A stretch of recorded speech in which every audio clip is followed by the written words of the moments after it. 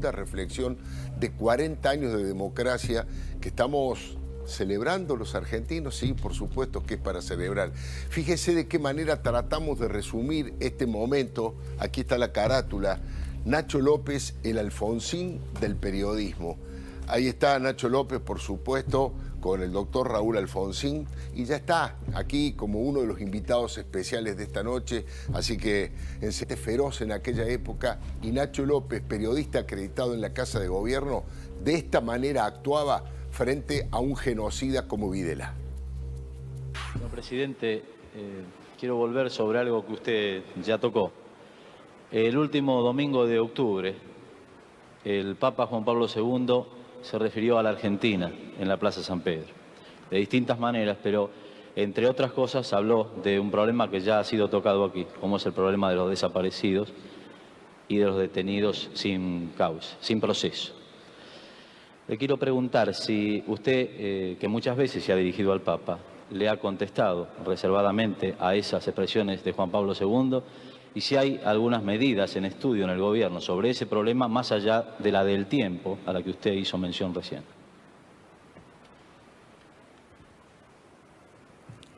Por de pronto, el Papa, cuando habla en esa circunstancia... Nacho, además de que esto no fue, ahora lo vamos a contar, que no fue emitido al aire, que fue censurado por la dictadura, además de eso, hay una amenaza, dice, porque usted no pregunta por esta omnicomprensión de lo que es el tema de los desaparecidos genérico. Usted pregunta específicamente sobre este tema. ¿Lo tomaste ahí? ¿Qué sentiste? ¿Lo tomaste como una posible amenaza? ¿Tenías cierto temor? El resto de los colegas medio agachando la cabeza con cierto miedo. ¿Qué pasó por tu corazón en ese momento, Nacho? No, yo nunca lo leí de ese modo, ni en ese momento ni después, ni tantas veces que lo vi. No,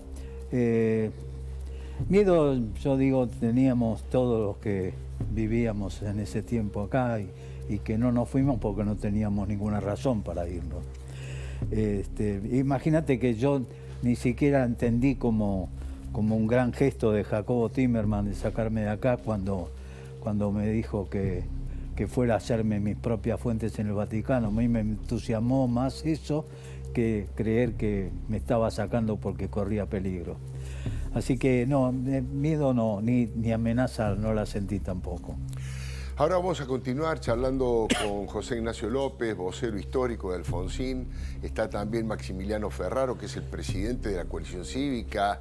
Está María Eugenia Talerico, una especialista en el tema del lavado de dinero y que tiene información y que está acusando en varias de las situaciones escandalosas que estamos viviendo en estos momentos. Pero esto que estoy planteándole ahora de arranque, se trata de una celebración de los 40 años de democracia, cuyo padre refundador fue el presidente Raúl Alfonsín. Su vocero histórico, el colega aquí presente José Ignacio López, más conocido como Nacho, hizo su aporte con una serie llamada Memoria para Construir. Son 4 capítulos documentales que van a comenzar a emitirse mañana en el canal Somos de Flow. Ahí estamos viendo algunos paños de ese momento, ¿no? Algunos anticipos. Intento definir a José Ignacio López con una sola palabra. Creo que no me equivoco demasiado en calificarlo como el periodista de la dignidad. El diccionario colabora porque en sus sinónimos describe a Nacho. Dignidad es honra viendo de una fractura. A los 86 años, su trayectoria es inmensa y luminosa. Egresó del Instituto Grafotécnico en 1960 y en 1961 entró al diario La Nación. Durante mucho tiempo escribió el Panorama Religioso sin firmar. Además trabajó en Clarín, en La Opinión, en Noticias Argentinas, en DIN y también en radio y en televisión. Pero hay 3 momentos que Nacho jamás olvidará. 2 ocurrieron un 10 de noviembre, pero con 7 años de diferencia. Uno de esos momentos fue trágico y el otro mágico. En 1976, en plena dictadura de Videla, le pusieron una bomba en la puerta de su casa. Y en 1983, el presidente electo Raúl Alfonsín lo convocó para que fuera su vocero. El golpe posibilitó el terrorismo de Estado, arrancó el 24 de marzo del 76. 8 meses después, un artefacto explosivo destruyó una habitación, el garage, parte del living, el autito de una vecina, que era un Citroën 13B, y casi todas las ventanas de la cuadra en donde vivía Nacho, ahí en José Mármol. En su familia no hubo heridos de milagro. Estaba su madre cuidando a los 5 hijos, porque Nacho y Lita, su mujer, estaban en el Vaticano, como recién contó. Jacobo Timerman, el dueño en su momento de la opinión, lo había enviado para que construyera fuentes informativas cerca del Santo Padre, ya que Nacho era columnista de temas políticos y confesionales. Llegó a su hotel cerca de Stazione Termini y recibió las llaves de la habitación de un Telex. En esa época había Telex. Era de Timerman, donde le daba la noticia bomba. José Ignacio nunca supo quién fue el autor de ese atentado criminal. Sospecha que la ultraderecha es la ultraderecha que publicaba un pasquín, un semanario llamado El Caudillo, que lo había incluido en una lista donde lo acusaban de ser un marxista infiltrado en la iglesia. Nacho nunca fue marxista. Era de la Acción Católica y su referente era Monseñor Vicente Saspe, que fue uno de los primeros en preocuparse por la violación a los derechos humanos. Ese mismo día, pero de 1983, fíjese, Guillermo Alfonsín lo convocó por encargo de su hermano, el presidente de la Nación. Nacho no era amigo de Alfonsín, tampoco era militante del radicalismo. Parece que lo recomendaron otras 2 personas que también podríamos definir con la palabra dignidad. Hablo de David Rato y de Magdalena Ruiz Iñazú, nuestra querida colega con la que Nacho había trabajado en radio en su momento. Hubo tantos valores compartidos en esa charla. En 2 minutos, José Ignacio López se transformó en el vocero de Raúl Alfonsín hasta el día de su muerte. Creo no exagerar al decir que Nacho es al periodismo lo que Alfonsín fue a la política o lo que Julio César Estracera fue a la justicia. Podemos ver nuevamente esa carátula que define este momento, ¿no? Aquel día desgarrador de la muerte de Alfonsín, en un programa de televisión como este que yo hacía en el Canal 26, José Ignacio, en medio del dolor y del luto, contó aquel primer encuentro con el presidente Alfonsín. Fui con él hasta el noviembre del 83, ninguna relación particular, ni él me hizo nunca una insinuación. Para mí fue si no la más grande sorpresa de mi vida. El día en que Guillermo Alfonsín, el hermano, me llamó para que fuera a Boulogne, donde estaba la quinta de Bodricio, que fui con David Rato, a quien tampoco conocía, y de quien, bueno, somos entrañables amigos en ese momento. No, aquello fue para mí la mayor sorpresa de mi vida. Cuando yo fui ahí, entré a la quinta de Boulogne, y salí como vocero presidencial. Nacho, te veo ahí contando ese momento. Ese programa para mí fue, como para vos fue la sorpresa de tu vida, que te designara Alfonsín. Para mí ese fue uno de los programas más emocionantes que hice en mi vida, porque estábamos en vivo. Ese día se había muerto Alfonsín, vos acababas de confirmarlo públicamente como vocero, y estaba allí Nelson Castro, Pepe Eliasef, José Antonio Díaz, estaba Jesús Rodríguez y vos en vivo. Levantamos todas las tandas y recordamos la figura de Alfonsín. Pero te pregunto, yo dije que vos no eras radical. En el ambiente se decía, Nacho de la democracia cristiana, ¿vos militaste políticamente alguna vez en algún partido? No. Yo era, bueno, eso era porque yo nunca oculté mi condición de católico, de activo, de sentirme laico activo, y en los términos del Concilio Vaticano II. Claro. Ni lo oculté nunca, y por eso no me molesta que me califiquen como hombre de iglesia, más que como ex-demócrata cristiano. Está muy bien. Mire, el tercer momento cumbre de su vida profesional fue cuando, con una valentía que no abundaba, se atrevió a preguntarle, como recién vimos, al dictador Jorge Rafael Videla sobre los desaparecidos. Un horror clandestino que nadie mencionaba. desaparecían personas y también desaparecía esa palabra. José Ignacio aprovechó que el Papa Karol Wojtyła, Juan Pablo II, en la Plaza San Pedro, había mencionado la palabra maldita y le trasladó esa inquietud a Videla.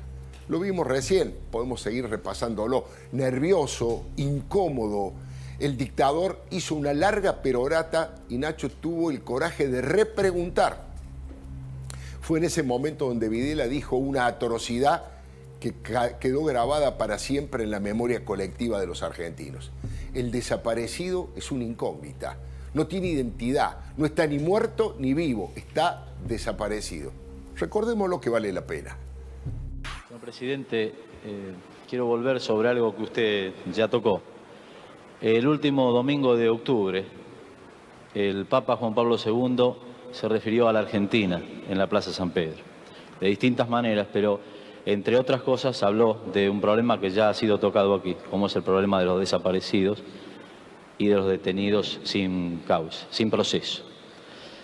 Le quiero preguntar si usted, que muchas veces se ha dirigido al Papa, le ha contestado reservadamente a esas expresiones de Juan Pablo II y si hay algunas medidas en estudio en el gobierno sobre ese problema más allá de la del tiempo a la que usted hizo mención recién.